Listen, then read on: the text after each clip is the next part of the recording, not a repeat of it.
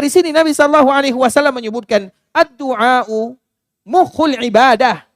Berdoa itu adalah intisari daripada beribadah. Tidak semua orang dimudahkan oleh Allah Subhanahu wa taala berdoa. Banyak orang yang sulit untuk mengangkat kedua tangannya, banyak sekali ikhwatul Islam. Dan banyak juga mereka yang mengangkat kedua tangannya, tapi mereka tidak serius di dalam doanya. Sehingga Umar bin Khattab radhiyallahu taala anhu menyebutkan, sesungguhnya yang aku inginkan bukan dikabulkan doa, tapi bagaimana Allah berikan ilham kepadaku untuk betul-betul berdoa. Apa makna daripada kalimat Umar bin Khattab? Artinya ikhwatul Islam, ketika kita sudah diberikan ilham untuk berdoa kepada Allah, kemudian kita khusyuk di dalam berdoa, maka itu merupakan di antara bentuk Allah mengabulkan doa tersebut. Maka sebahagian para ulama mengatakan, bagaimana tandanya kalau doa kalian mudah dikabulkan oleh Allah Subhanahu wa taala? Apa ciri-ciri doa dikabulkan? Mereka mengatakan, kalau di dalam berdoa air mataku menetes, hatiku merasa takut, bulu ramaku merinding, betul-betul khusyuk di dalamnya, maka itu adalah tanda doa dikabulkan oleh Allah Subhanahu wa taala. Yang menjadi permasalahan, jarang di antara kita yang bisa berdoa seperti ini. Kadang kita berdoa, ya Allah. Baru saja mengatakan kalimat ya Allah, kita ingat dagangan kita belum laku. Ya Allah, baru saja ya Allah, melihat ke kanan, melihat ke kiri. Itulah masalahnya di sana. Allah tidak pernah zalim kepada hambanya. Yang zalim kepada hamba adalah hamba itu sendiri. Bahkan Allah berjanji, siapapun yang mengangkat kedua tangannya pasti diijabah oleh Allah Azza wa Jal. Yang menjadi masalah, yang membuat doa kita tidak diijabah adalah kita sendiri, bukan Allah Subhanahu wa taala. Karena itu merupakan di antara janji Rabbul Izzati wal Jalalah. Dan Allah Subhanahu wa taala Maha Mulia. Allah suka mengabulkan doanya. Atau Allah suka mengabulkan doa hambanya.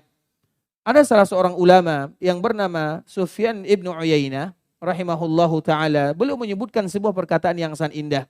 Wahai kaum muslimin, perhatikanlah.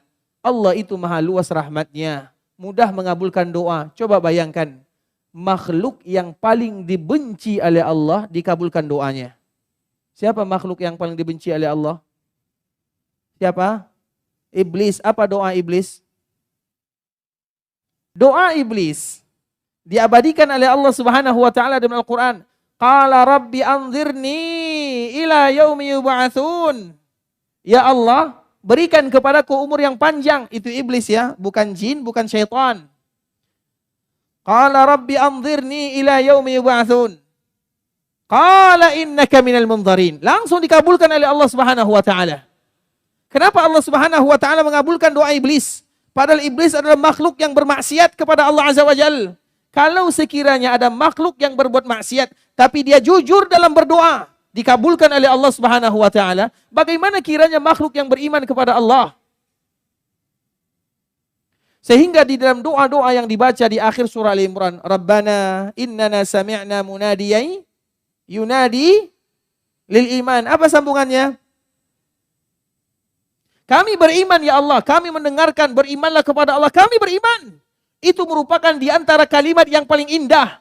Dikala kita berdoa kepada Allah Subhanahu wa taala, awali dengan kalimat-kalimat yang paling indah. Dan tidak akan mungkin ada kalimat yang paling indah kecuali apa yang Allah sebutkan di dalam kitab sucinya dan apa yang Nabi gambarkan dalam hadisnya. Makanya berdoa itu ikhwatul Islam, kalau tidak bisa berdoa dengan bahasa Indonesia, bahasa Arab doanya. Apa? Bukan terbalik, kita yang tidak hafal.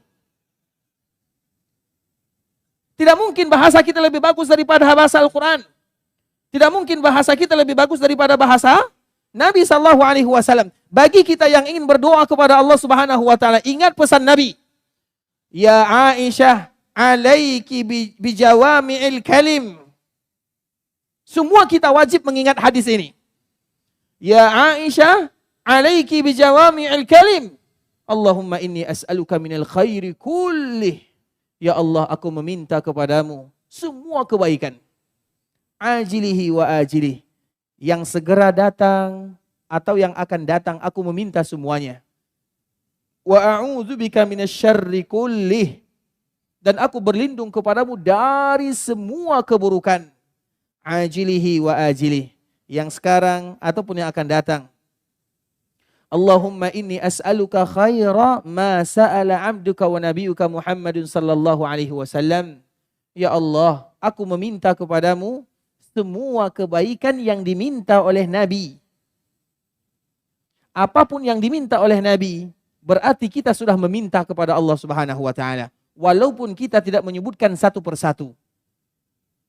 Wa a'udzu bika min syarri ma 'adza minhu 'abduka wa nabiyyuka Muhammadun sallallahu alaihi wasallam. Ya Allah, aku berlindung kepadamu dari semua keburukan yang Nabi berlindung darinya. Kita tidak tahu semua keburukan, tapi Nabi tahu semua keburukan. Dan kita mengatakan, ya Allah, aku berlindung kepadamu dari semua keburukan yang Nabi berlindung darinya. Artinya semua kebaikan dunia dan akhirat, semua keburukan dunia dan keburukan di akhirat kita sudah berlindung. Walaupun kita tidak menyebutkan satu persatu. Allahumma inni as'alukal jannah. Ya Allah, aku menginginkan surga. Wa ma qarraba ilaiha min qaulin aw amal. Dan semua yang mendekatkan diriku, baik itu dengan amalan atau dengan perbuatan. Wa a'udzubika minan nar. Dan aku berlindung kepadamu dari api neraka. Wa ma qarraba ilaiha min qaulin aw amal, dan sesuatu yang bisa menyebabkan diriku masuk ke dalam api neraka, baik itu ucapan ataupun amalan. Allahumma inni as'aluka an taj'ala kulla qada'in qadaitahu li khair.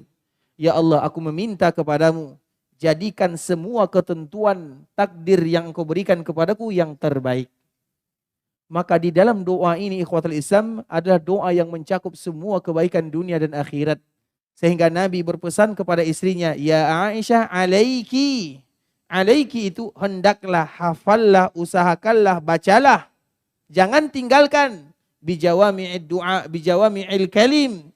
Dengan doa-doa yang sudah mencakup semua doa yang ada. Masalahnya ikhwatul Islam, kita tidak menghafalnya. Siapa yang hafal? Itulah doa sesungguhnya. Berarti selama ini kita sudah berdoa atau belum? Sudah berdoa atau belum? Sudah. Hanya saja doa ini tidak kita menghafalnya. Dan itulah di antara kalimat yang paling indah diajarkan oleh Nabi kepada ibunda kita Aisyah.